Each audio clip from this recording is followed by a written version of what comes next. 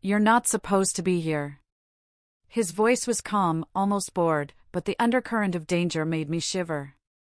I couldn't stop staring, couldn't stop the way my heart thumped like it wanted to escape my chest. I had never imagined someone like him noticing me. He wasn't just intimidating, he was magnetic. The kind of man who walked into a room, and suddenly everyone else disappeared. I had spent my life moving like a shadow through the background, unnoticed, content with my small routines, my quiet habits, and the safe predictability of my ordinary days. I liked it that way. I liked being invisible. But he made invisibility impossible. Just the weight of his presence shifted the air around me, like the room had folded itself to center on him. My pulse would spike the moment I caught sight of him, even from across the street, even when he didn't acknowledge me.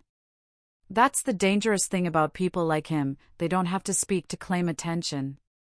And I was trapped in that gravity, powerless to resist it.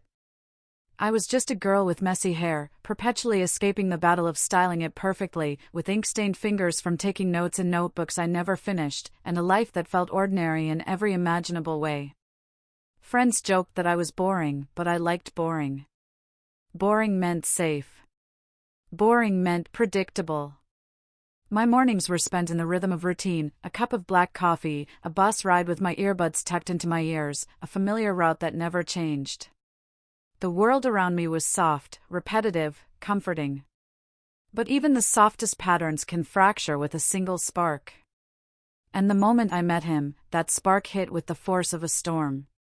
It started in the quietest way possible, a coffee shop downtown, tucked between a used bookstore and a flower shop that always smelled like wilted roses and morning dew. The kind of place that felt like it existed in its own small universe, where the smell of roasted beans clung to the air like a warm blanket and the low hum of conversations created a kind of soft sanctuary. I had been running late that morning. My shoes slapped against the pavement as I navigated the crowded street, juggling my bag, my phone, and a notebook that threatened to tumble out of my arms. The cafe's bell chimed as I barged in, cheeks flushed, and that's when it happened, I spilled it. The coffee, hot and dark, slid down my arm, splattering across the counter and landing squarely on him. "I'm so sorry," I stammered, my voice cracking under the weight of my embarrassment. My hands fumbled for napkins, clumsy and trembling, and I wanted nothing more than to disappear, to dissolve into the floor beneath me. I was fully aware that in that instant, I looked like a mess, hair sticking to my damp forehead, glasses fogged, hands shaking. But he didn't flinch. He didn't curse. He didn't snap or roll his eyes. He just looked at me, calm, assessing, like a predator measuring its prey, or maybe someone entirely used to people falling apart in front of him. His eyes, dark and sharp, seemed to strip away every layer of armor I had built around myself. I could feel the intensity of his gaze in my chest, my stomach, even in the tips of my trembling fingers. It was unsettling and electric all at once.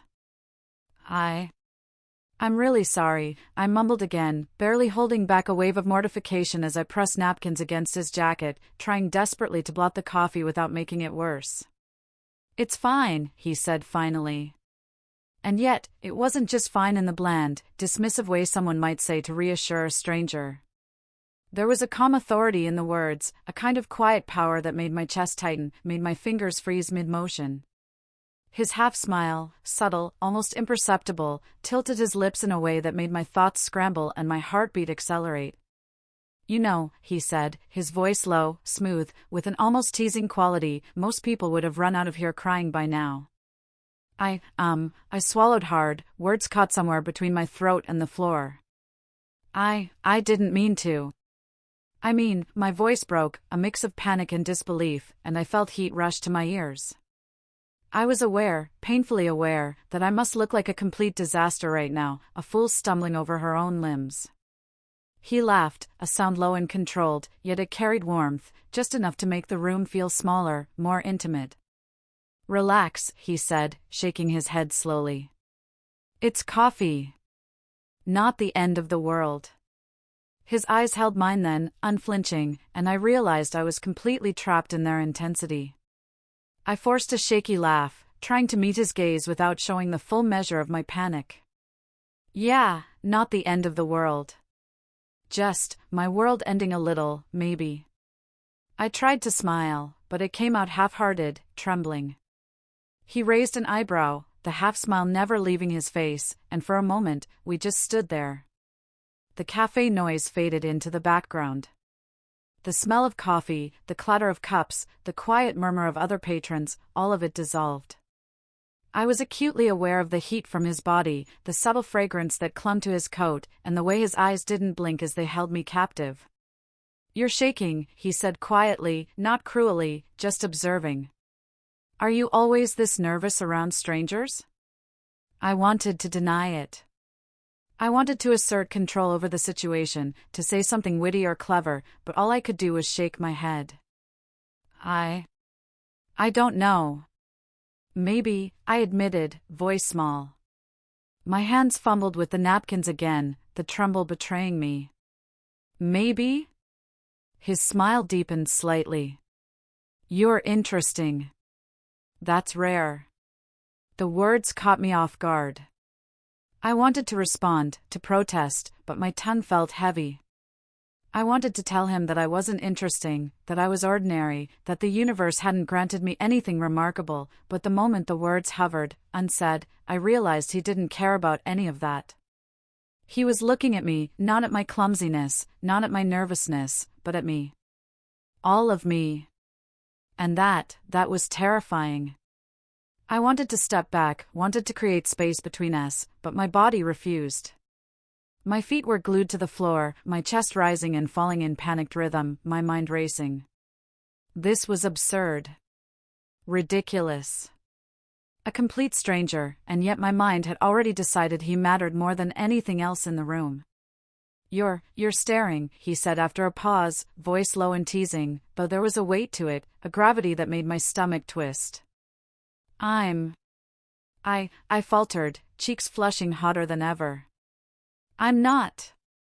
He laughed again, the sound rich and low, resonating in the small space between us. "Yes, you are," he said, leaning slightly closer, so close that I could feel the warmth radiating from him. My chest constricted, my hands froze on the napkins. I wanted to retreat, but every instinct screamed to stay. "I'm really not," I whispered, the words almost a plea. "Aha," he said softly, tilting his head, eyes narrowing just enough to make my pulse race even faster. "We'll see about that." I wanted to disappear. I wanted the floor to open up and swallow me whole. And yet, I couldn't tear my eyes away. There was something about him, something magnetic, something dangerous that made the world shrink until only he existed. The coffee on his jacket, the mess I had made, even the absurdity of the moment, it all faded into the background. And in that silence, in that intensity, I realized something I hadn't expected. My life had changed in a single moment. A single, ridiculous, terrifying, exhilarating moment. "Are you okay?" he asked finally, voice soft, almost gentle now, and it was a sharp contrast to the earlier teasing. "I think so," I said slowly, unsure whether I was telling the truth or just repeating words I hoped would stabilize me. He studied me, that inscrutable expression on his face, and then shook his head. "You're fascinating," he said simply. "Completely unpredictable." And yet, he paused, letting the words hang in the air, thick and heavy. "You have a way of drawing attention without even trying. Dangerous, in its own way." I laughed nervously, because what else could I do? My hands still trembled as I pressed the napkins into his coat, smearing a little more coffee in my panic. "I don't think that's a compliment," I whispered, voice barely audible. "Maybe not," he said, half smiling, his gaze softening just slightly. "But it's true." And there it was, the moment I realized I would never forget him. The spill, the embarrassment, the heat of the cafe, the intensity of his gaze, all of it carved into my memory. I could feel it in my bones, in the rapid thrum of my pulse, in the way my fingers shook as they finally let go of the napkins. The bell above the cafe door chimed as another customer entered, pulling us momentarily back into reality, but the tension didn't dissipate. It lingered, heavy in the air, like the scent of coffee and something darker, something forbidden. I could sense the weight of his attention pressing against me, and for the first time in my life, I felt fully, utterly seen, and terrified by it. Maybe I should get going, I whispered, suddenly aware of the mess I had made and the lingering heat of his proximity. Maybe, he said, watching me with an intensity that made me freeze again. Or, maybe you should stay a little longer. And my heart betrayed me. Our fingers brushed when I handed him a napkin. A spark shot up my arm that left me trembling, a strange, unnameable thrill coursing through me like electricity, sharp and impossible to ignore. My whole body tensed for a moment, caught between wanting to pull away and a bizarre, magnetic need to stay close. I tried to step back, telling myself over and over that it was nothing, a fluke of contact, a fleeting moment of chaos in a life that had been otherwise so ordinary. But it wasn't nothing. Not to me. Not to the way my chest felt as if it had suddenly contracted and expanded at the same time, not to the heat that pooled in my cheeks and threatened to betray my composure, not to the rapid pulse in my throat that made every word I might say seem fragile and inadequate. I've seen you around here before, he said quietly, almost like he was thinking out loud, yet deliberately enough that I knew it was meant for me. The words hung in the air, casual, yet charged, and I felt my stomach flip in ways I didn't understand. I wasn't used to this kind of attention. I wasn't used to someone noticing the small things about me, the way I fumbled with my bag, the careful attention I gave to the pages of my notebooks, the way my hair tended to stick to my face when it was damp from the morning's drizzle. And yet here he was, observing all of it as if he had the right to. I stuttered, my voice small, fragile, my cheeks burning hotter than I could have imagined. I wanted to vanish in that moment, to shrink into myself and become invisible, to pretend that I hadn't just handed a stranger a napkin and accidentally left my soul exposed in the process. But it was too late. He was watching. He was still watching, that intensity in his gaze settling over me like a weight that was simultaneously terrifying and exhilarating. He tilted his head, a subtle movement, but the way his eyes flickered with curiosity made my heart stumble. "You're different from everyone else," he said softly, his voice low and deliberate, almost conversational, yet carrying a weight that made me suddenly acutely aware of the world around us. Different? That single word lodged in my chest and refused to leave.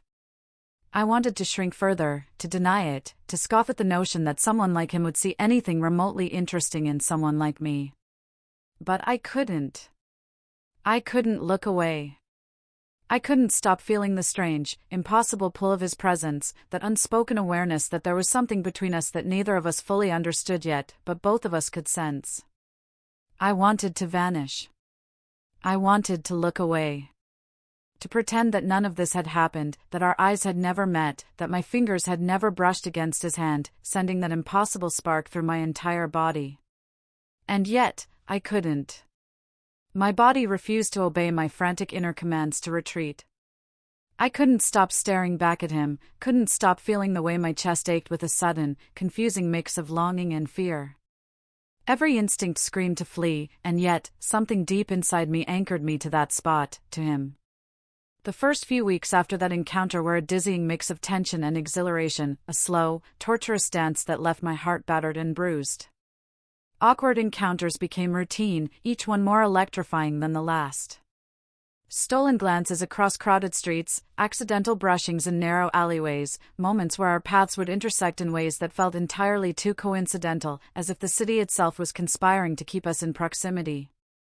I would see him outside my favorite bookstore, leaning against the wall with that casual arrogance that made the world seem smaller, somehow easier to breathe in, and I hated how much I noticed him.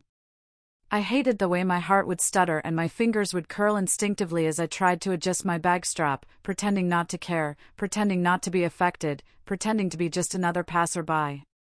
"You're staring again," he said one evening, breaking into my thoughts with a voice that was smooth, teasing, yet edged with something sharper, something that made my pulse spike and my knees feel weak. He caught me in the act, as if he had a radar for noticing when my eyes betrayed my inner turmoil, and the simple observation made my stomach twist in ways I hadn't thought possible. What? No! I blurted, my voice breaking as I fumbled with the stack of books in my arms. In my rush to appear composed, I dropped them, and the clatter echoed louder than it should have, drawing a few curious looks from passers-by. I felt my face heat to an unbearable degree, the sting of embarrassment intensifying the ache in my chest that had become a constant companion whenever he was near. His laugh cut through the air then, low, dangerous, intoxicating, the kind of laugh that seemed to reach inside me and curl around my very nerves. "Yes, you are. Admit it," he said, his tone teasing, yet carrying an underlying command, an unspoken claim that made my throat dry and my heartbeat pound painfully. "I'm not." I protested immediately, though my racing heartbeat, the tremor in my hands, and the heat rising in my face betrayed me more clearly than any words could. My denial sounded hollow, even to my own ears. I wanted to insist, to argue, to push him away, but every instinct, every fleeting, irrational desire, told me to stay. Stay and see what he would do next, stay and watch the way he moved, the way he spoke, the way his eyes never left mine. It was impossible to ignore the pull between us. It was not simply attraction. It was magnetic. Every accidental touch, every whispered word in empty streets, every shared glance that lasted longer than it should have, made my world shrink until it contained only him. I became acutely aware of every sensation, the warmth radiating from him when we passed each other on the street, the faint scent that clung to his coat even after he had walked away, the way his gaze lingered a moment too long, as if memorizing me. It consumed me, this awareness, and I resented myself for it while simultaneously craving more, unable to look away even when my mind screamed that I should. And yet, there was always the gnawing voice in my head, persistent and unyielding, warning me of the danger that surrounded him, the danger that inevitably would surround me simply by existing in his orbit. "He's dangerous. You're reckless. You don't belong in his world." The words repeated like a mantra, a constant undercurrent of reason attempting to anchor me in sanity while every other part of me surrendered to the pull of fascination, desire, and a deep, frightening curiosity. But desire doesn't care about logic. Desire doesn't pause for rational thought. Desire doesn't heed the voice of warning that had been drilled into me through every story I had ever read, every cautionary tale whispered to me by friends and family, every instinctive warning my body offered. Desire operates outside reason, and I was helpless under its sway.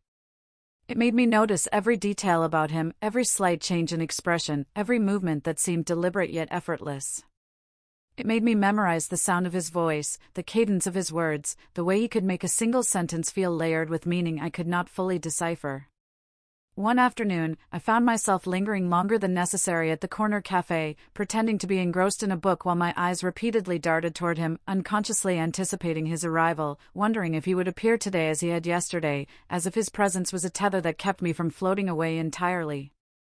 And then, just as my pulse began to thrum in anxious anticipation, there he was, leaning against the doorway, hands tucked into his coat pockets, scanning the street as if he had been waiting for me. My heart leapt into my throat, and I had to remind myself to breathe, to focus on anything but the way his presence tightened around me, magnetic and unavoidable. "You look like you've been waiting for me," he said, his voice soft but edged with amusement, and the corners of his lips quirked upward just enough to make my chest ache with a combination of fear, longing, and inexplicable familiarity. No," I whispered, my voice betraying me, small and faltering, though my heart raced as if to argue with my words. "I was just reading." He raised a brow, his gaze never leaving mine, sharp and assessing. "Sure," he said lightly, but I could hear the disbelief, the teasing note that suggested he didn't believe a word I was saying. I wanted to argue, to defend myself, but the moment I opened my mouth, the heat in my face and the tightness in my chest made coherent speech impossible. And just like that, I realized again how utterly he had infiltrated my life, my thoughts, my body's reactions. How a simple brush of fingers, a fleeting glance, a single teasing remark could unravel me entirely, leaving me simultaneously exposed and enthralled, terrified yet craving every interaction with him. Every encounter became a delicate dance. Every glance carried weight.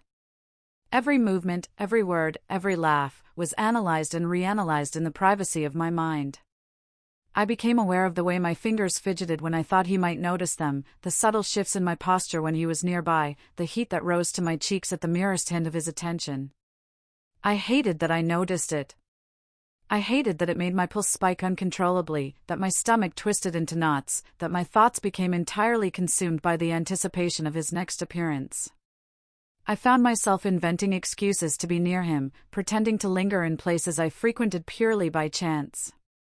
I would time my visits to the bookstore or the cafe, convincing myself it was mundane, casual, when in reality, I was utterly captivated by the possibility of an encounter, by the tension that crackled between us like an invisible current, tangible and unrelenting. Every accidental touch, every fleeting smile, every word exchanged was a high-stakes game of magnetic pull and subtle danger. And even when I tried to reason with myself, to remind myself that he existed in a world I could never fully penetrate, that his life was dangerous, complicated, unreachable, desire refused to let me go. Desire had claimed me, and I was powerless to resist. One night, he appeared at my apartment unexpectedly. I remember the way the streetlight flickered against the window as I opened the door to step inside, my bag heavy on my shoulder, my hair damp from the drizzle that had started just as I left the cafe. I hadn't expected anyone to follow me here, and yet, somehow, there he was. The door had been left slightly ajar, a careless oversight on my part, and the warm night air carrying the scent of rain-soaked streets drifted inside, curling around the familiar hum of my apartment. The smell of wet asphalt, the faint tang of ozone from the rain, and the soft, muffled rhythm of the city, it all made my chest tighten, made me aware of him before I even fully saw him. "I didn't want to knock," he said, stepping inside, his voice calm, deliberate, threaded with something softer, almost hesitant, but still carrying the weight of authority, a kind of power that demanded attention even when it wasn't overt. "I thought, maybe I'd find you here." I froze. My hands tightened on the strap of my bag, fingers digging into the fabric as my pulse thumped in my ears. I wanted to ask him why, wanted to demand an explanation, wanted to insist that he couldn't just show up like this. But even as the words formed on my lips, I felt the weakness in my knees, the heat crawling up my neck, the way my pulse betrayed me, betraying the irrational thrill that curled like fire in my chest. What are you doing here?" I asked, my voice shaking, cracking, uneven. My words seemed too small, too fragile, too inadequate to carry the weight of the moment. I wanted to sound composed, rational, but the tremor in my voice revealed everything I was trying to hide, the anticipation, the fear, the excitement, the disbelief that someone like him could simply appear at my door as if he belonged there. "Seeing you," he said simply. And the words, so ordinary, almost casual, hit me like a thunderclap. Simple. Direct. And yet, it made my pulse race, my chest tighten, my stomach flip in ways that were entirely irrational but entirely real. Those two words carried a gravity I wasn't prepared for.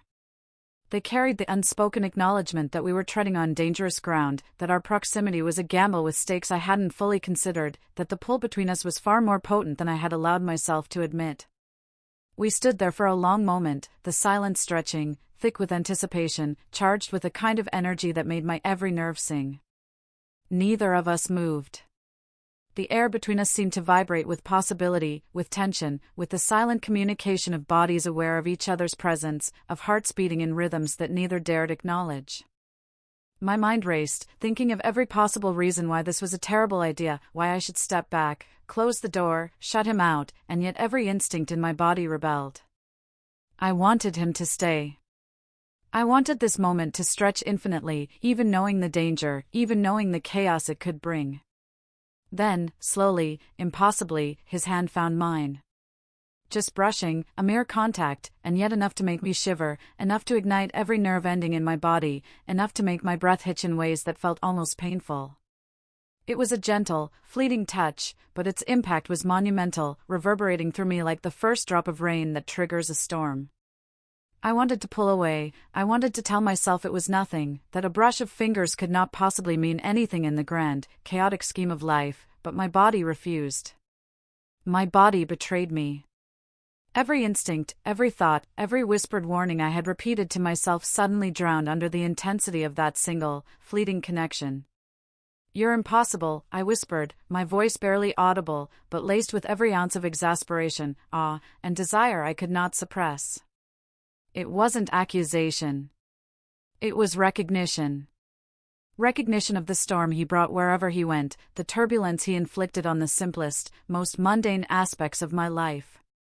He had a way of existing that made the ordinary extraordinary, and the ordinary me, messy, anxious, cautious me, feel like it could somehow stand up to that force, even for a fleeting moment. And yet, here we are, he said, his words soft, calm, deliberate, carrying that dangerous weight that made it impossible to argue, impossible to move, impossible to retreat. And in that instant, I felt the full impact of the truth. He thrived on this tension as much as I did.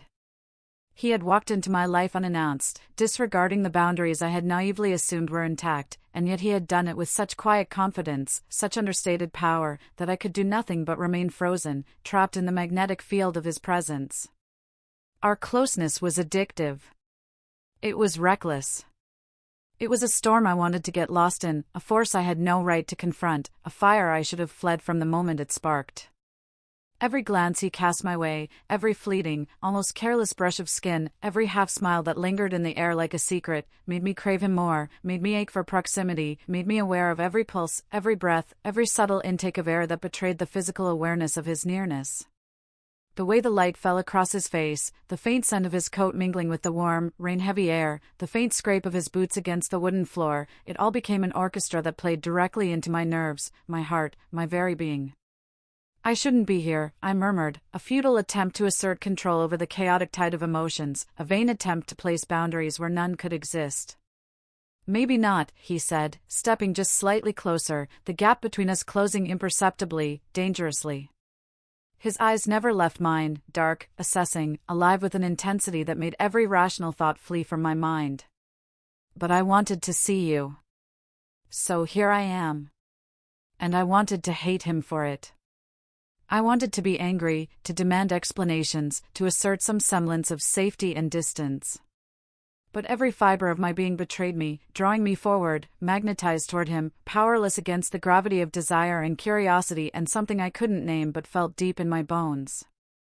My hands twisted in my lap instinctively, clutching at the fabric of my clothing, feeling the friction of material against skin, feeling it anchor me to reality even as my thoughts spun out of control. I wanted to rationalize, to break down the moment into digestible pieces of logic and reason, to tell myself that proximity did not equal intent, that brushing hands did not equal connection, but the truth was undeniable. Every nerve ending, every pulse in my veins, screamed that he was here, that he mattered, that he existed as a force in my life I could not ignore, no matter how I tried. I shouldn't want this, I whispered, the words barely a breath, carrying more weight than I realized. And yet, he murmured, and in the pause, the silence, the electricity of the unspoken, I felt the full weight of the truth. That desire doesn't wait for consent. That attraction doesn't adhere to reason. That longing doesn't bow to caution. That connection, that magnetic pull, exists whether you will it or not, whether you fight it or succumb, whether you acknowledge it or deny it. The room seemed to shrink around us. Shadows of furniture stretched long in the dim light, the distant hum of the city outside now almost imperceptible, the scent of wet streets mingling with the subtle, earthy aroma of his coat. Every detail became amplified, the twitch of his fingers as they hovered near mine, the subtle rise and fall of his chest, the almost imperceptible quiver in his jaw, the faint curve of his lips when he noticed my gaze lingering longer than necessary. It was like living inside a high-voltage wire, every nerve ending alive, every thought consumed by proximity, every heartbeat synchronized to a rhythm I couldn't control. I began, faltering, wanting to speak, wanting to establish boundaries, wanting to articulate the storm inside me in words. But I couldn't. Words failed. Every attempt sounded weak, inconsequential, inadequate to the fire that raged within. "Shoo," he said softly, almost a whisper, and it cut through the panic, the fear, the adrenaline. His voice was calm, deliberate, and yet threaded with an intimacy that made my knees weaken. "Just be here. Just feel this moment." And I did. I felt it. Every pulse, every shiver, every tremor of anticipation, every whisper of desire that rose and fell like a tide in my chest. I was acutely aware of every detail, the temperature of the room, the slight dampness in the air, the way our proximity made each sound and scent more vivid, more intense, more impossible to ignore. I was caught in the gravity of him, and I knew, at that moment, that the gravity would not release me. I shouldn't, I whispered again, the words slipping out involuntarily, though my mind screamed at me to be rational, to step back, to remember reason. And yet, he said, his voice threading into mine, into the air, into the moment itself, here we are. And in that here we are, every instinct, every nerve, every fragment of desire and fear, every pulse of my heart, every breath, converged into a storm that was reckless, addictive, terrifying, and utterly impossible to resist. Then came the day I discovered the letters. I had been cleaning my mother's apartment, a place that always felt like a museum of old memories, dusty corners filled with fragments of lives I hadn't lived. Her life was a tangle of old secrets, of habits and decisions she'd never spoken of, and I'd never really looked inside the boxes tucked away in the corner. They were always there, looming silently, threatening to reveal something I wasn't ready to see. That day, something compelled me to pull one down. A shoebox, small, covered in a thin layer of dust, as if it had been deliberately hidden, forgotten, abandoned. It held letters, photographs, documents, things tied with yellowing ribbons and brittle edges. I knew, the moment my fingers brushed the cardboard, that what I was about to find could change everything. But I didn't hesitate. I opened it. The letters fell into my lap like small confessions. I ran my hands over the paper, feeling the texture, the weight of words from a past I had never known. I shouldn't have read them. Every instinct told me to stop, to put them back exactly as I found them, to leave the past buried. But curiosity, that dangerous, unstoppable force, propelled me forward. And then, I began to read. The words cut through me like glass. Sharp, cold, precise. Names I recognized, names I didn't, dates that didn't make sense in the timeline I thought I knew. Letters from people I had only heard of in passing, from my mother's old friends, acquaintances long gone, acquaintances I didn't even realize existed. Every sentence peeled back another layer of my life, exposing secrets that had been carefully concealed, kept from me for reasons I could not yet fathom.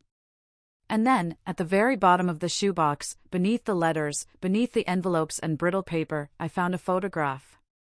My breath caught as I picked it up, recognizing the familiar face of my mother, young, vibrant, alive in a way I had never seen in any picture before. She held a baby in her arms, a tiny, fragile life, and beside her stood a man, tall, sharp, the kind of presence that seemed to command the room even in still images. My pulse began to hammer against my ribs, a warning I couldn't ignore. I knew him instantly. He was my father. The world seemed to tilt beneath me. I dropped the letters, and they fluttered around my feet like wounded birds. My hands trembled uncontrollably, shaking as if some deep, internal tremor had finally found its way to the surface. My chest felt hollow, as though the air itself had been sucked out, leaving me floating in a void of shock and disbelief.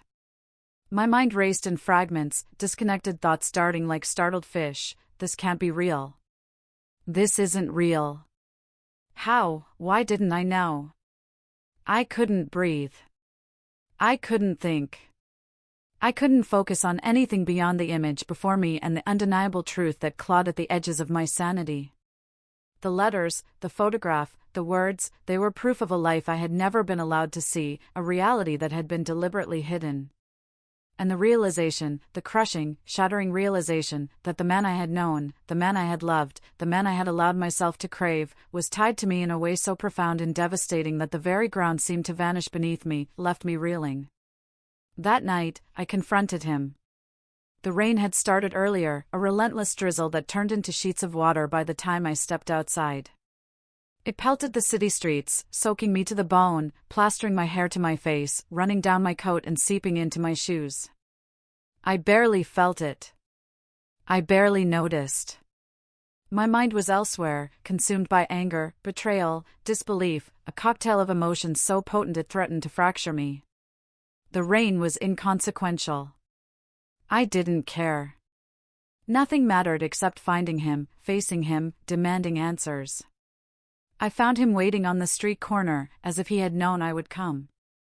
There was a stillness to him that made my heart thud painfully against my chest. The world blurred around the edges, the rain streaking the streetlights into long, melting lines of yellow and orange. And there he was, standing with that same calm, commanding presence I had fallen for, only now that presence seemed fractured, vulnerable in a way I had never seen. His eyes were sharp, searching, flicking over me with a caution that mirrored my own. "You," I choked, my voice breaking, raw and trembling. "You're my father." The words hung in the air, heavy, irrevocable. The rain pounded around us, a relentless drum that seemed to underscore the finality of what I had said. The sound of the drops hitting the pavement, the slick shine of the streets, the blur of passing headlights, it all created a distorted, cinematic backdrop to a moment that felt like it existed outside of time. For a long moment, he didn't speak. The mask of control he always wore, the unshakable calm that had drawn me to him in the first place, slipped for just a second. His face went pale, and I saw the hesitation, the shock, the weight of revelation press against him like the tide pulling at the shore. He opened his mouth, closed it, and I could feel the tension thrumming between us like a live wire. I didn't know," he finally said, voice rough, fragmented, as if even speaking the words required effort. "I never knew. I swear I never knew." The words were meant to be a reassurance, but they cut no ice. I wanted to scream at him, to throw the letters at his feet, to demand how he could have possibly been ignorant, how he could have allowed this to happen without realizing it. The anger mingled with the heartbreak, the sense of betrayal, and the overwhelming, unbearable ache that clawed at my chest. "I can't," I swallowed hard, my throat tight, tears blurring the rain-smeared lights of the street. My vision was hazy, the city bleeding colors around me, and yet, even through the disorientation, my emotions were crystal clear. "I can't believe this. Everything between us, was wrong." The words fell from my lips like stones, heavy, painful, unyielding. Every memory, every laugh we had shared, every touch, every quiet night alone, suddenly felt tainted, twisted into something that was no longer innocent, no longer safe, no longer mine. It was a betrayal of the deepest kind, not of intention, necessarily, but of circumstance, of secrets, of past actions that had collided with my present in the cruelest way imaginable. He reached for my hand, that same familiar gesture that had once made me feel safe, wanted, desired. But instinct, that primal, screaming part of me, recoiled. I pulled away sharply, trembling, rain soaking through my hair and coat, my hands shaking uncontrollably. "Please, just hear me," he said, his voice urgent now, carrying a desperation that I hadn't thought he possessed. "I would never have. I swear." I wanted to believe him. Part of me ached to reach for him, to let his words soothe the turmoil inside me, to return to the intimacy that had once felt so natural, so inevitable. But the damage was done. The truth was irrevocable, a knife twisted into the core of everything I thought I knew. The sense of security, the reckless joy, the dangerous comfort, it was gone. Every laugh we shared, every stolen touch, every whispered word, every moment I had let myself fall into the gravity of him, was now tainted with the knowledge that it was wrong, in the most unimaginable way. I ran. I didn't look back. I didn't consider the rain or the slickness of the streets beneath my shoes. I ran because to stay would have meant confronting the unbearable, and the unbearable was too much, too sharp, too immediate. My chest ached with every step, my lungs burned, my hands were slick with rain, and yet none of that mattered. The storm inside me had eclipsed the storm outside. The letters, the photograph, the revelation, they haunted me with every breath. I could feel them pressing against my chest, echoing in my mind with a cruel, relentless clarity. Every corner of my apartment, every street we had walked together, every cafe we had lingered in, now carried a weight I could not shake. Memories that had once been tender, playful, charged with electricity, now loomed as reminders of the betrayal, of the impossibility, of the heartbreak. Even as I ran through the empty streets, the city blurred in rain-slicked colors, every word he had ever spoken to me replayed in my head with new, unbearable meaning. Every "I care about you," every "stay with me," every gentle touch, I could not separate the tenderness from the impossible truth. I wanted to scream, to cry, to release the suffocating weight that pressed against my chest, and yet even in that chaos, I couldn't escape the echo of him. He had been my world, the gravity that had pulled me out of the mundane, the fire that had illuminated every dull corner of my life. And now, he was a storm I could not weather, a force that had shattered everything I had believed in, a truth that could not be undone. I pressed my hands to my face, letting the rain mingle with tears, letting the cold seep into my bones, hoping, foolishly, that somehow, in the wet, dark night, I could wash away the impossible, the unbearable, the forbidden. But no matter how far I ran, the letters burned in my memory, the photographs seared into my mind, and the words he had spoken, fragile, desperate, yet utterly powerless against reality, echoed endlessly, a haunting refrain I could not silence. Days turned into weeks. The calendar seemed to mock me, each day marked not by progress, but by the same gnawing ache that had settled into my chest. Nights were endless. I would lie in bed, staring at the ceiling, letting my mind replay every moment, every word, every accidental brush of fingers that had once made me feel alive in ways I didn't know were possible. The memory of his presence, his voice, the heat of his proximity, haunted me relentlessly. I hated how much my heart still ached for him. Hated how a single thought of him could make my chest tighten and my hands tremble. I would catch myself reaching for my phone, fingers hovering over his name, only to pull away at the last second, convincing myself I was stronger than the pull. I wasn't. I told myself stories to keep him at bay, rationalizations, rehearsed speeches about self-respect and boundaries, reminders that everything between us had been impossible. And yet, every time I closed my eyes, I could see him. Leaning against that corner, that effortless posture, dark hair plastered by rain, eyes that had always seen through me in a way no one else could. He tried to reach me. Calls. Messages. Each one a jagged shard of hope and pain. I could hear the slight hesitation in his voice, the careful selection of words, the undercurrent of apology that threaded through each message. Some were direct, some indirect, vague inquiries, but all carrying the weight of someone desperate to fix what could not be undone. "I'm sorry," one text read. "I didn't know. I swear I didn't know." Another, "Please, just hear me. Let me explain." And a third, simple and devastating, "I'll always care." Every attempt made me want to scream, to cry, to punch something, to throw my phone across the room, to tell him to leave me alone forever. And yet, at the same time, my chest would ache with a longing so raw it made my stomach churn. I hated him for making me feel this way. I hated myself for wanting him anyway. I hated the helpless pull, the gravity of a connection that should never have existed but had anchored itself deep inside me. I avoided him. I ignored him. I walked different streets, I took longer routes home, I refused invitations that might place me in his orbit. I told myself I deserved better. That I deserved to heal, to regain some semblance of normalcy, to forget the impossible, to reclaim myself from the wreckage of what had happened. And yet, the pull never left. It lingered, subtle, insistent, like a shadow at the edge of every thought, every movement, every heartbeat. It was a quiet force that no amount of distance could diminish, a constant reminder that some attachments cannot be broken by time, reason, or willpower alone. It was months later when I saw him again. The rain had begun as a drizzle, soft, insistent, turning the streets slick and reflective. I had taken my usual route home, the one that cut through the quiet side streets, avoiding the busy avenues where I might run into anyone who reminded me of the past I was still trying to escape. And yet, as I turned the corner, there he was. Across the street, standing in the rain, the droplets clinging to his coat and hair, the city lights reflecting in the wet asphalt around him. He looked older, worn down by time and life, exhaustion etched in the lines of his face, but still magnetic. Still the man who had captivated me from the very first moment. I wanted to hate him. I wanted to shout, to curse, to tell him to leave, to stay away from me, to never come near me again.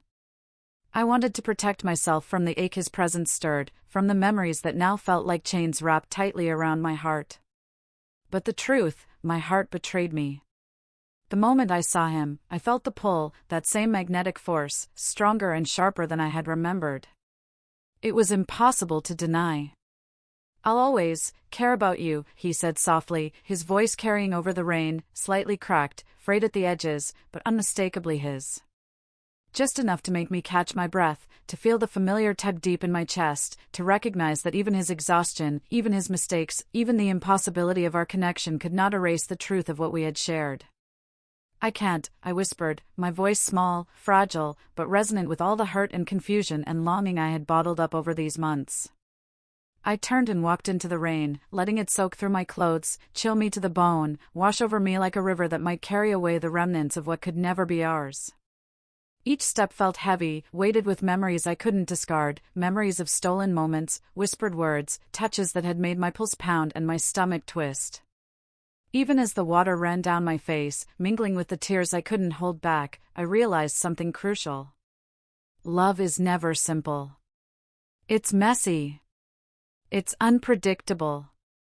It doesn't follow the rules we try to impose on it. It's raw, unfiltered, uncontrollable. Love is never clean. It doesn't always make sense, and it doesn't always fit neatly into the boundaries of what is right or safe. Sometimes, love is devastating.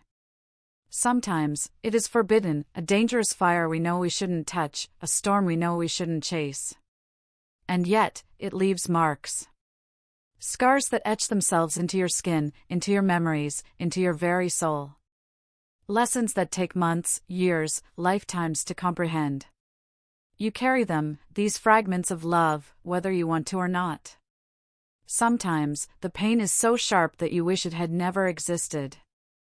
Sometimes, it is so overwhelming that you think it will break you. But even then, even when the ache threatens to consume every corner of your being, even when the world feels unrecognizable through the haze of loss and longing, it is unforgettable.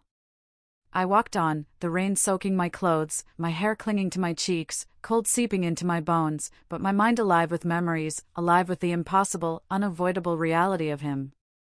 Each footstep was a reminder of the choices I had to make, the distance I had to keep, the boundaries I needed to assert to survive emotionally.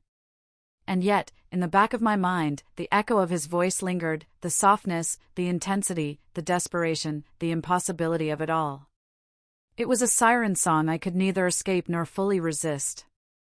I thought about the months I had spent avoiding him, the nights I had lain awake in the dark, replaying every laugh, every glance, every touch. I remembered the way his presence could fill a room, could make me feel seen in ways no one else ever had.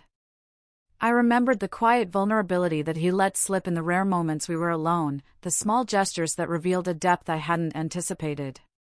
And now, standing in the rain, soaked and shivering, I realized that despite the impossibility, despite the heartbreak, despite the pain, a part of me still wanted him. A part of me still ached for that connection, still longed to feel that dangerous, intoxicating pull. I reminded myself, harshly, that wanting him didn't make it right. That the past could not be undone, that the boundaries had been crossed in ways that could never be erased, and that the consequences were real, permanent, inescapable.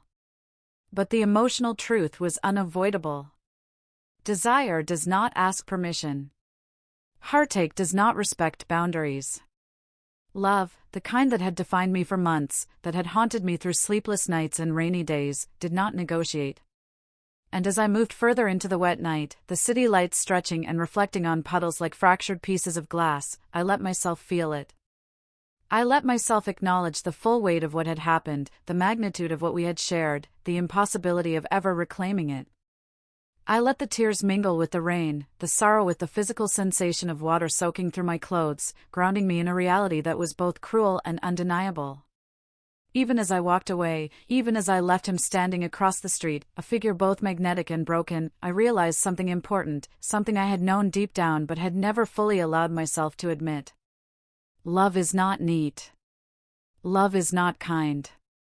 Love does not always bring happiness or resolution. Sometimes, love is a storm, and storms leave destruction in their wake. But they also leave clarity, perspective, and understanding. They carve channels in your heart that can never be filled again, and yet, they also make you more aware of your capacity to feel, to endure, to survive.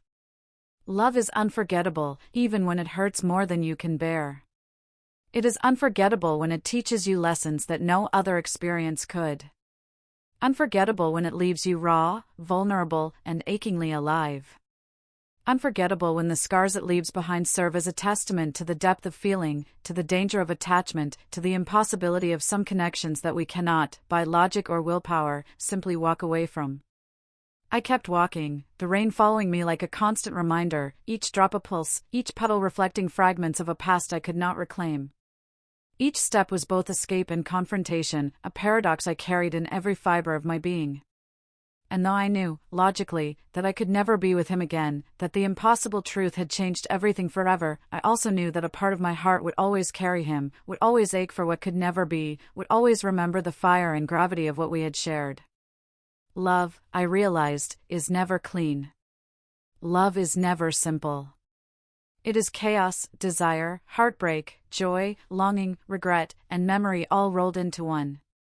And sometimes, even when it destroys you, even when it leaves you hollow, even when it teaches you lessons you never asked for, it is unforgettable. And that night, soaked to the bone, walking alone through streets that mirrored the turbulence inside me, I understood fully that some loves are meant to be remembered, not possessed, cherished, not acted upon, mourned, not indulged. That was the truth I carried with me, every step, every heartbeat, every shiver under the relentless rain. Weeks later, I found myself in the same cafe where it all began. It was early afternoon, the kind of soft, diffuse light that made the dust motes dance lazily in the air, catching on the corners of tables and the edges of worn menus. The smell of coffee hit me first, a rich, intoxicating aroma that wrapped itself around my senses like a memory I couldn't shake. It was the smell of mornings and afternoons spent hiding in quiet corners, the smell of cups cradled between hands, of conversations overheard, of lives unfolding quietly around me. The hum of conversation filled the space, low murmurs, the occasional laugh, the clinking of spoons against ceramic cups. A young man was reading a newspaper at the corner table, an elderly couple sipped slowly from their mugs, exchanging soft words only they could hear. The quiet rustle of pages, the scratch of pen on notebook, the faint hiss of the espresso machine, every sound carried me back, tugged at a part of me I had tried so hard to forget. And for a fleeting moment, impossible and unwelcome, I imagined him sitting across from me. The vision hit me like a blow. I could see the way he would lean back in the chair, just slightly, that casual arrogance he carried so effortlessly. I could hear the low, dangerous timbre of his laugh, the soft lilt in his voice when he said something that seemed meaningless to everyone else, but everything to me. I imagined his fingers brushing mine across the table by accident, the way his eyes would hold mine longer than they should, the faint curl of his lips at some inside thought. My chest ached with the intensity of the memory, a deep, pressing hollow that reminded me of just how much I had allowed him to occupy my world. I sipped my coffee, hot and bitter, trying to anchor myself to the present, trying to shake the image that clung like a shadow. My hands trembled slightly as I held the cup, the porcelain too warm, too real, a contrast to the ghost of him in my mind. I forced myself to look around, to notice the people I could see, the tables I could touch, the floor beneath my feet, the very air in the room. I reminded myself that he was gone. That the world had shifted, irreversibly, months ago, and that nothing I imagined now could change it. Still, the ache didn't fade. It lingered in the space between my ribs, in the pit of my stomach, in the quiet corners of my mind where memories and regrets mingled. I could almost hear his voice, soft and low, "I'll always care about you." Those words, once a comfort, now felt like a knife. They were a reminder of the impossible, the forbidden, the devastating pull that had existed between us and had been severed by truths neither of us could control. I caught my reflection in the cafe window. My hair was messy from the wind outside, strands plastered to my damp cheeks, my eyes rimmed with fatigue from the nights I had spent tossing and turning, reliving every moment. I looked at myself and saw the change, not just the exhaustion, not just the hardened edges from months of emotional struggle, but something more profound. I saw strength, subtle but undeniable. A quiet wisdom etched into the lines of my face, in the way I held myself, in the steadiness of my gaze as I took in the room around me. I was cautious now, wary of the world and its potential to hurt me, but not afraid. Not completely. The barista called out an order, snapping me back to reality. "Latte for Emily?" I took my cup and walked to the counter, my hands steady despite the trembling that still lurked beneath the surface. The mundane tasks of life, the casual interactions, the ordering of coffee, the exchange of polite words, felt both grounding and strangely alien. Every action reminded me that life continued, even when mine felt irrevocably altered. I found a table by the window and sat, letting my eyes drift over the passers-by outside. The streets were slick from a recent rain, lights reflecting in puddles like fractured glass. Cars passed slowly, their tires hissing over the wet asphalt. People hurried along the sidewalks, umbrellas bobbing like tiny, colored islands. The city moved, relentless and indifferent, carrying on in spite of the storms inside me. A man at the next table coughed, drawing my attention. He was middle-aged, with a soft belly and a kind face, sipping from a chipped mug. He glanced at me briefly, offering a small, polite smile, and I returned it, a tiny gesture, almost automatic. I noticed the way he fiddled with his wedding ring absent-mindedly, the wear on the table where he had rested his elbows countless times. Small details, insignificant in isolation, but grounding in their presence, anchoring me to reality. I took a deep breath, letting the warmth of the coffee seep into my hands, letting the bitter taste fill my mouth, and I thought about the months that had passed, the endless nights, the avoidance, the heartache, the memories that refused to fade. I realized, with a clarity that surprised me, that I had changed. That I was not the same girl who had spilled coffee on him that first day. Not the same girl who had let herself fall into something impossible, something forbidden, something that had left her heart fractured and bleeding. I was stronger now. Wiser. I had learned, painfully and irrevocably, that desire could be a dangerous force, that the pull of someone impossible could destroy as much as it thrilled. I had learned that boundaries mattered, that self-preservation was not weakness, and that sometimes the bravest thing you could do was walk away, even when every fiber of your being wanted to stay. I let my gaze drift back to the street outside, imagining him again, but this time with a different perspective. Not longing, not desire, not heartbreak, but understanding. Understanding of the reality, of the consequences, of the impossibility of what we had shared. The ache was still there, yes, a dull, persistent echo, but it no longer consumed me. It no longer dictated my actions. I could hold it, acknowledge it, and still move forward. Because some loves, the impossible ones, are never meant to be lived. They are not meant to be possessed or claimed. They are not meant to be nurtured or built into something that could exist in the light of day. They are dangerous, consuming, intoxicating, and yet fleeting, fragile, destined to leave scars that cannot be erased. They are meant to be survived and carried in your heart forever. I could feel the weight of that truth settle into my chest, heavy but steady, grounding me in a way that sorrow alone never could. It was a quiet acceptance, a recognition that life, love, and loss were entwined in ways we could not always control. That sometimes, the lessons of love are learned not through fulfillment, but through endurance.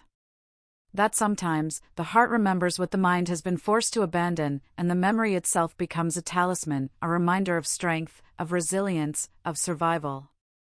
I sipped my coffee slowly, letting it warm me from the inside out.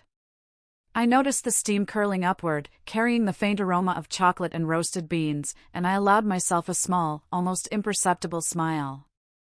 The cafe was alive around me, the quiet hum of conversation, the scratch of pens on paper, the clinking of spoons, the low murmur of laughter, and I felt a subtle shift within myself. A calmness, a sense of equilibrium I hadn't known in months.